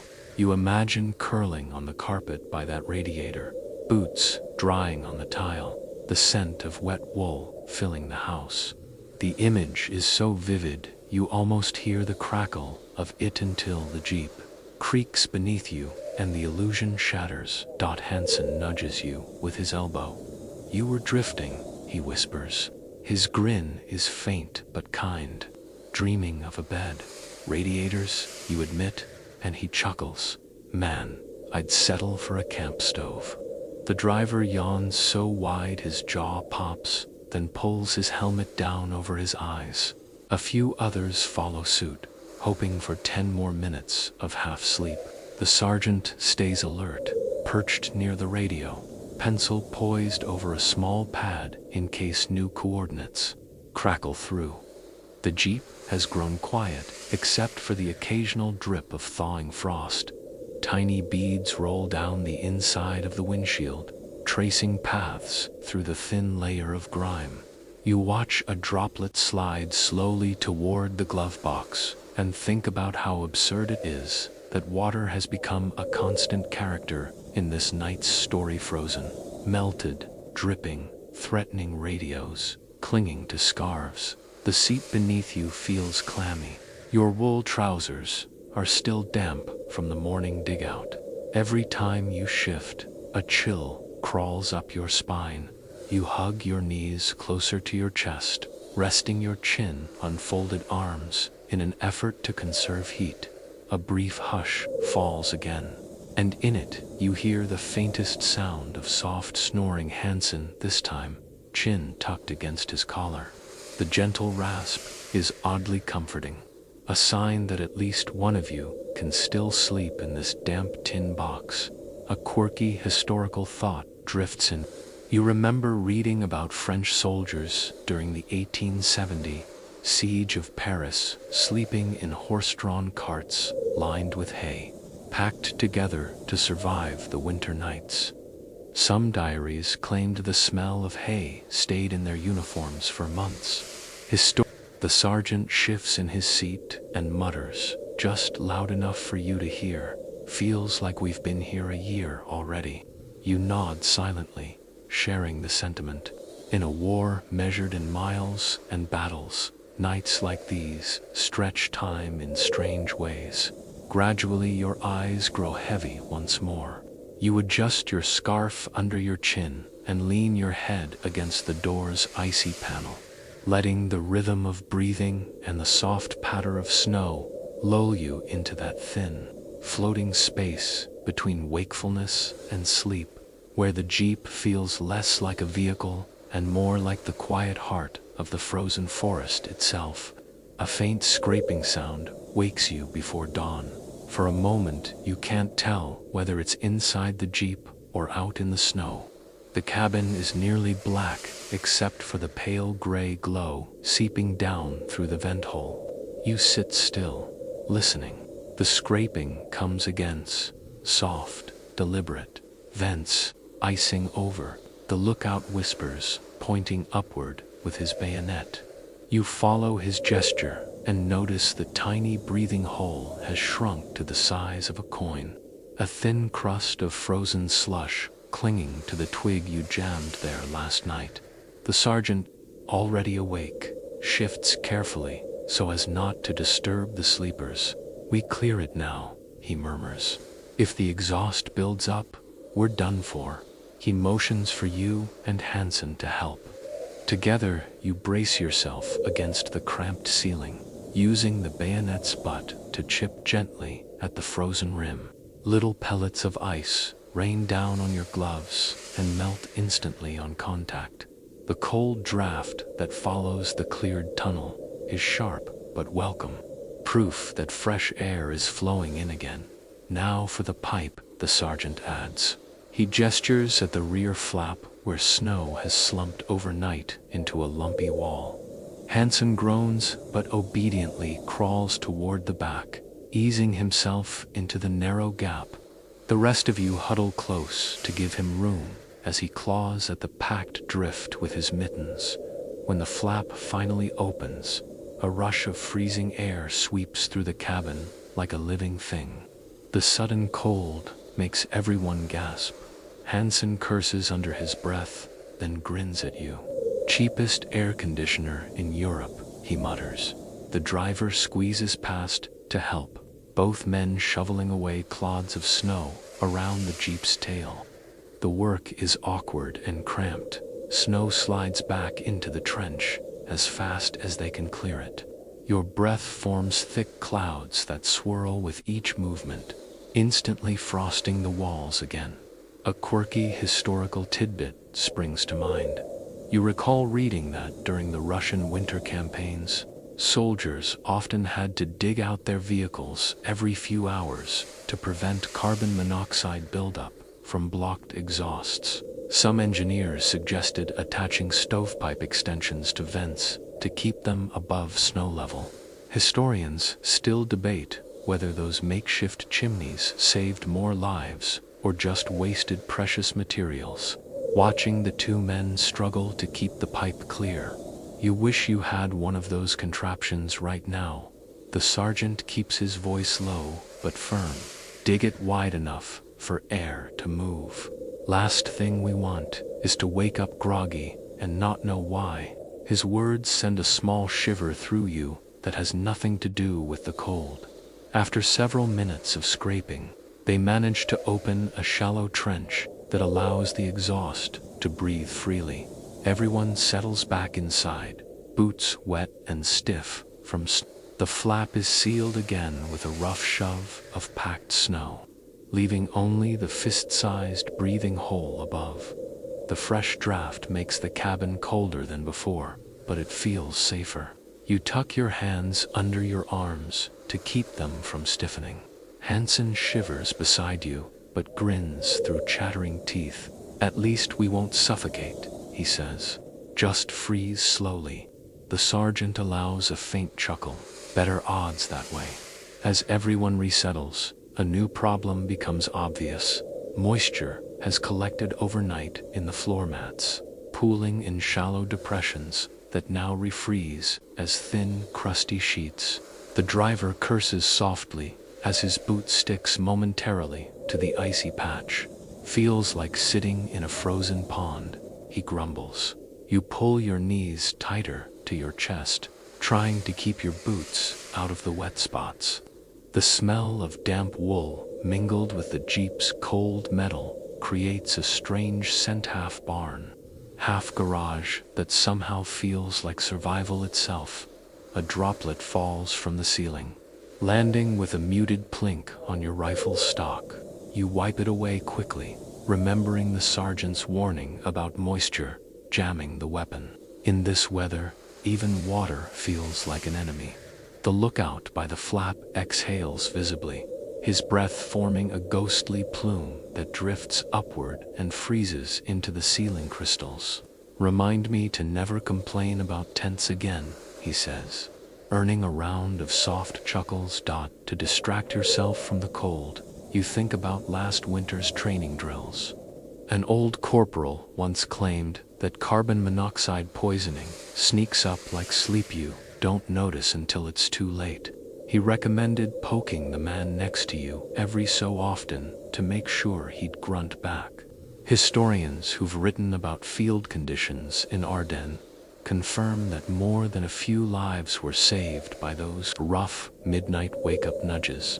You decide to remember that advice. As dawn's first pale light filters through the vent, the snow-packed Jeep begins to glow faintly blue inside, transforming the cramped cabin into a cold lantern. The faces around you emerge from shadow, pale, tired, but alert. The strange beauty of that glow strikes you, for all its discomfort. The snow has created a quiet sanctuary, lit only by Nuinta's own light. The sergeant checks his watch and announces in a low voice, "One more hour before we start the engine. Let's keep shifts on the vent." Hansen volunteers to stay awake, shifting position to sit beneath the hole, his scarf pulled high and rifle across his knees. You lean your head back against the door, eyelids heavy from the long night. The Jeep's interior creaks occasionally as snow outside settles under its own weight. Somewhere beyond the mound, a branch snaps under ice and falls with a soft thud you barely hear through the insulation before drifting into a light doze. You notice a bead of water trembling at the tip of the twig in the vent hole, glistening like a frozen tear. You watch it sway back and forth in the draft, refusing to fall, and think it's a perfect metaphor for the night itself, fragile, suspended. Always one shift of wind away from breaking loose. Another quirky debate flashes across your mind. Some veterans later claimed they felt safer sleeping in these makeshift snow bunkers than in proper huts or tents, arguing that the Earth's quiet muffling gave them peace of mind. Others swore it was the most unnerving experience of the war. Watching that bead of water finally drop onto Hansen's scarf, you can see both sides clearly. Gradually, the ambient light strengthens, hinting that sunrise is near. The snow mound above you creaks again, harmless but enough to make every man glance upward. The sergeant adjusts his scarf and murmurs, "Soon as it's bright enough, we dig her out again. Don't want to be trapped if orders come." No one argues. You all know the drill by now. You close your eyes and let the rhythmic breathing of your companions lull you toward another half-sleep, ears still tuned to every groan of settling snow, every faint whistle of the winter wind sneaking through the Ventan uneasy but oddly familiar lullaby in the Jeep's snowbound bunker. The Jeep's roof gives a low groan as if stretching under the weight of the night's snowfall. It's still dark enough that the interior feels like the inside of a cave, pale blue around the vent, deep gray everywhere else. The sergeant rouses the group with a soft but firm whisper. Up, time to dig before we're iced in. Everyone stirs reluctantly, peeling themselves away from stiff seats and each other's residual warmth. Your knees ache from being bent for hours. When you try to straighten them, the joints crack audibly. Hansen winces as he unfolds his legs. Feels like my knees are older than the Jeep, he mutters, rubbing them through his wool trousers. The flap at the rear has frozen shut again overnight, sealed by fresh layers of snow packed down by wind. The first attempt to push it open fails. It barely budges. She's locked up tight. The driver grunts, already reaching for the entrenching tool. You and Hansen begin scraping at the seam with your gloved hands, while another soldier chips at the edges with the bayonet's blunt end. The ice cracks reluctantly, breaking off in brittle shards that scatter across the damp floor mats. Each piece glitters briefly in the blue dawn light filtering from the vent. A small hole finally opens enough to let in a sharp draft of air that smells of pine, resin, and crisp frost. The cold rush feels both refreshing and invasive after hours in the humid cocoon. You push a little harder, and a slab of snow collapses inward, dusting your lap in fine powder. Hansen shakes his head, brushing his gloves. Welcome to our morning shower, he jokes. Outside, the world is waking in silence. Through the gap, you glimpse a sky smudged grape ink by the first streaks of sunrise. Thin wisps of fog drift low across the tree line, hugging the snow-covered ground like ghosts, reluctant to leave. The sergeant instructs the two men nearest the opening to crawl out and start clearing the exhaust pipe first.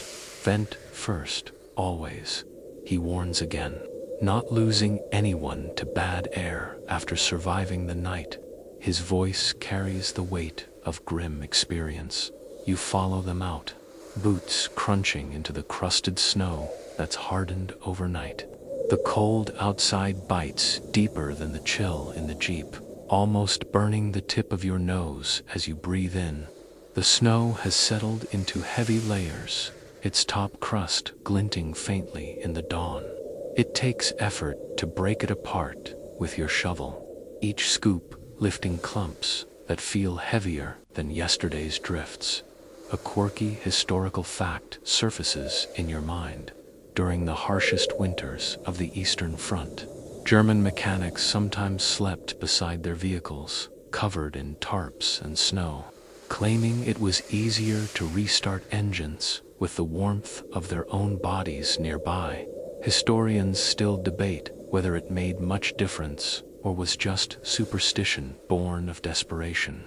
Looking at your own Jeep's frosted grille, you suspect there was some truth to it. Last night's snow cocoon has clearly helped preserve the battery. Hansen chips at the snow around the tailpipe while you carve a channel to free the rear tires. Every few minutes you pause to warm your hands with your breath, even through gloves, but the relief lasts only seconds. The driver stomps around the Jeep to keep his toes from going numb, leaving crisp boot prints that immediately start to fill with wind-blown powder by the time the full rear panel is exposed. The morning light has strengthened enough to turn the forest a silvery white. The tall pines cast long blue shadows over the clearing, and frost sparkles like ground glass. Wherever the sun hits the upper branches, you clamber back into the cab to check the interior. The condensation that coated the windshield during the night has frozen, again into a lacework of delicate patterned ferns etched by the cold. You wipe a patch clear with your sleeve, marveling at the fleeting artwork before it smears into dull frost. The sergeant signals for the driver to crank the engine. The starter groans, coughs, then sputters to silence. Everyone tenses. The driver tries again, this time a deeper cough, then a rumble that grows into a steady, throaty growl. A chorus of relieved sighs escapes the crew. The Jeep has woken up from its snowbound slumber. Exhaust pours from the pipe in white clouds that drift upward through the clearing. The warmth of the engine slowly seeps into the cabin, a small but welcome change that lifts spirits. Hansen pats the dashboard affectionately. "Good girl," he says under his breath. You notice a curious halo of steam rising off the hood, where a thin layer of frost melts under the engine's heat. The contrast of rising mist against the frozen trees makes the Jeep look almost alive, like some winter beast exhaling after a long sleep, while the engine idles to build warmth. The sergeant orders everyone to tidy gear and check weapons for moisture. You pull your rifle from its spot by the door, inspecting the stock for any frost damage. A bead of water lingers near the trigger guard, frozen solid. You scrape it off with a fingernail. A quirky debate you once overheard in a supply line comes to mind. Some argued that storing rifles inside a warm vehicle overnight was worse than leaving them outside in the cold because the condensation would freeze inside the barrel. Others claimed the opposite. Historians still haven't settled the argument, but as you dry the last droplet with your scarf, you're inclined to believe the worriers. Hansen finds a damp pair of socks, stuffed under the seat, and holds them near the Jeep's heater vent, hoping for a little drying. "Won't do much," the sergeant says, shaking his head, "but can't hurt to try."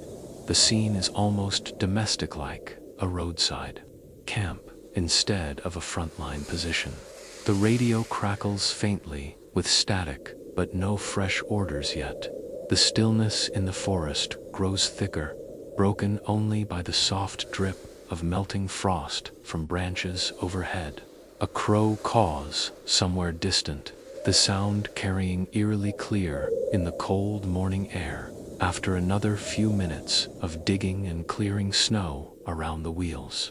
The Jeep finally stands free of its white armor. The smooth dome of the cocoon is now reduced to a ring of ragged heaps around the tires, looking more like the ruins of an igloo than a military trick. The sergeant takes a slow walk around the vehicle, nodding in satisfaction at the work. "That's good enough," he says. "At least we won't be stuck if we get the call." You take a step back to admire the transformation.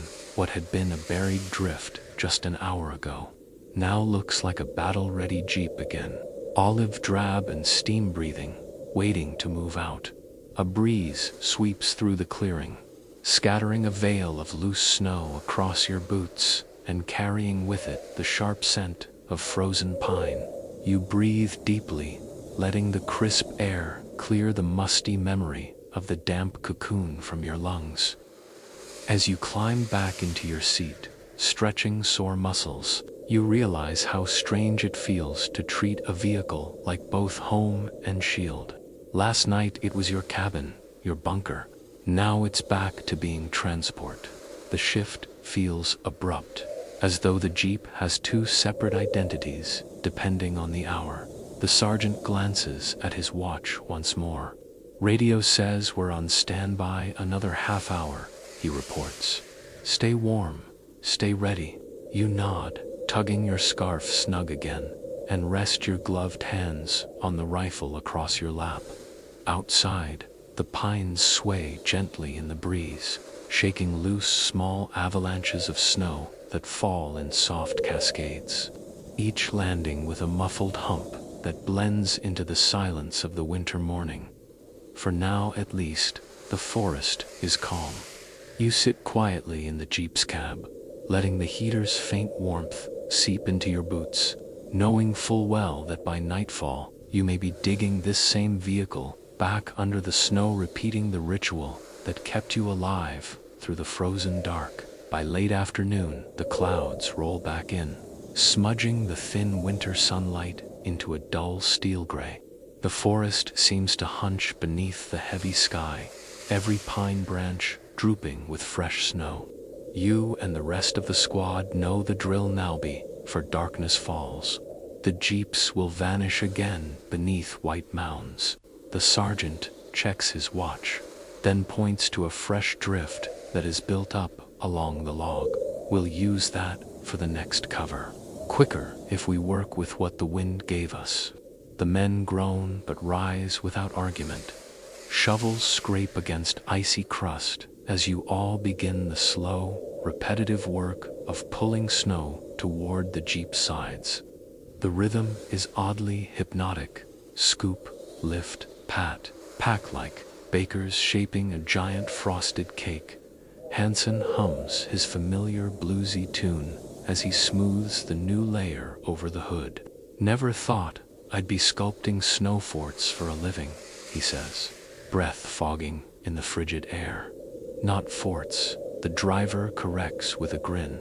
5-star mobile bunkers. You grin at that, though your arms ache from the labor.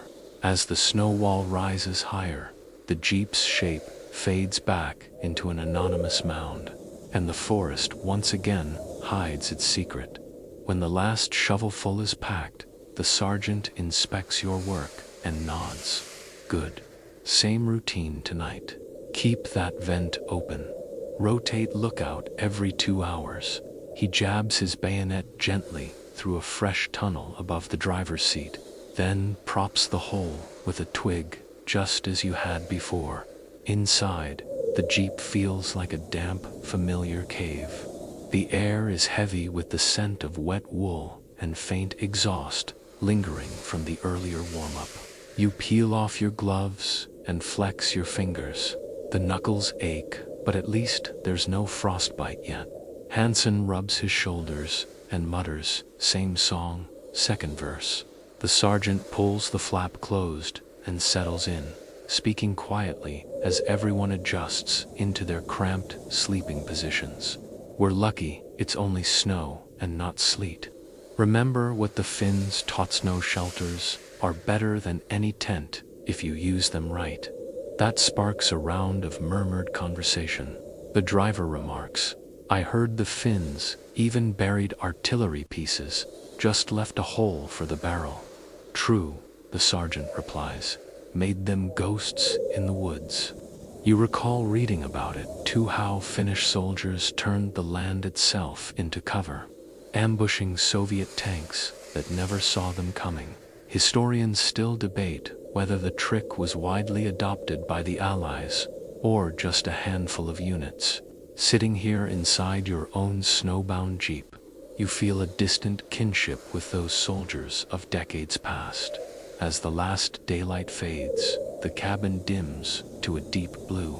Frost begins to creep back onto the metal dashboard in feathery patterns, and the windshield fogs at every exhale. The first lookout shifts into place beneath the vent, rifle across his knees, scarf tight around his nose. The rest of you settle shoulder, shoulder, knees pulled up to trap warmth. The jeep creaks softly as everyone shifts, then grows still, except for the sound of breathing. The snow wall seals you into a muffled silence, so complete you can hear droplets forming before they fall.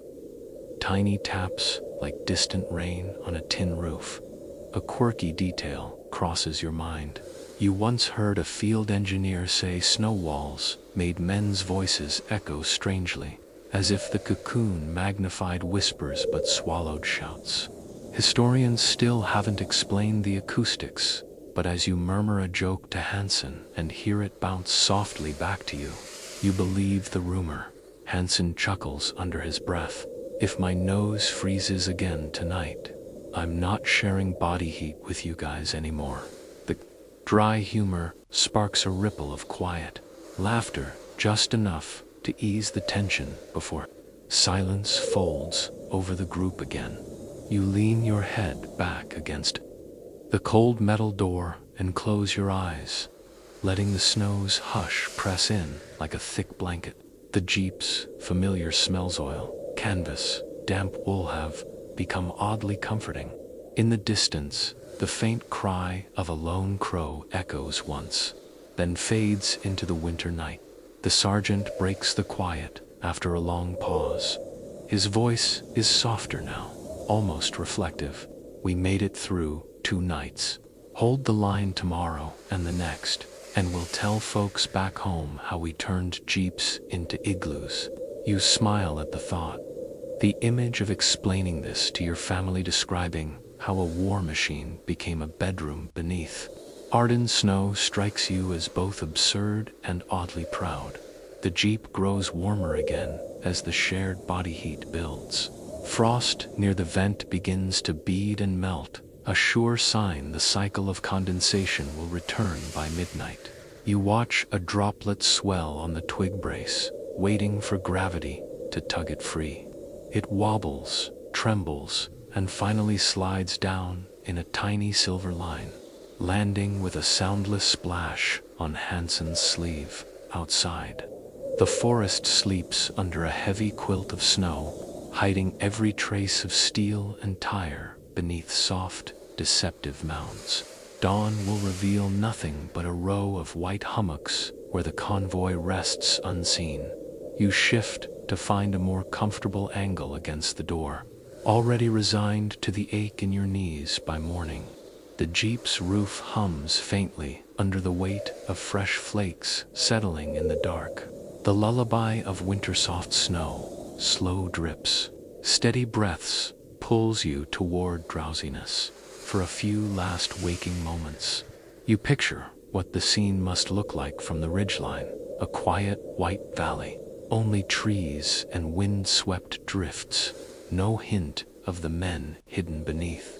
It feels like a strange victory, this invisibility bought with cold and discomfort.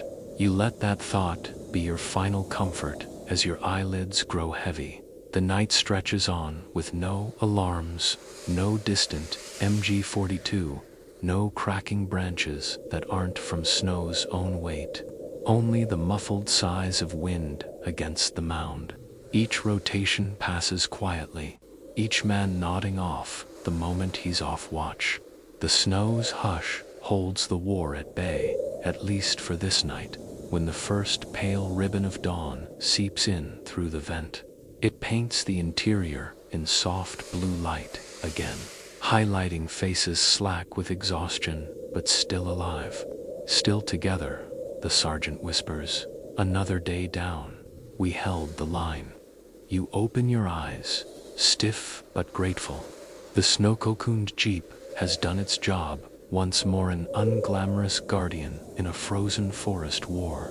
The morning comes quietly, and with it the slow realization that the worst of the night has passed. The snow that felt heavy and suffocating hours ago now glows faintly in the pale light, like the shell of a protective creature that has carried you safely through another bitter Ardennes winter's night.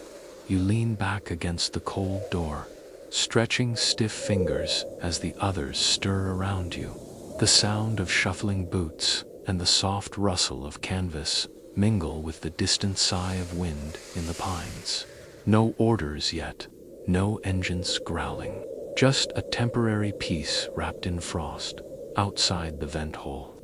The snowdrifts sparkle as dawn climbs higher, each crystal catching the light for a heartbeat before fading back into white. The forest still holds its breath. Even the birds seem reluctant to break the hush. In this calm, you let yourself slow down, each inhale deeper, each exhale slower until the ache in your legs eases and your thoughts grow soft at the edges.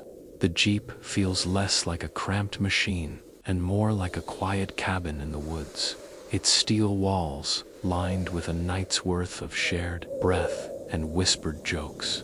For a moment you imagine yourself as just another traveler waking in the snow, not a soldier, not a target, simply someone grateful for warmth, for company, for survival. That thought carries a fragile kind of comfort.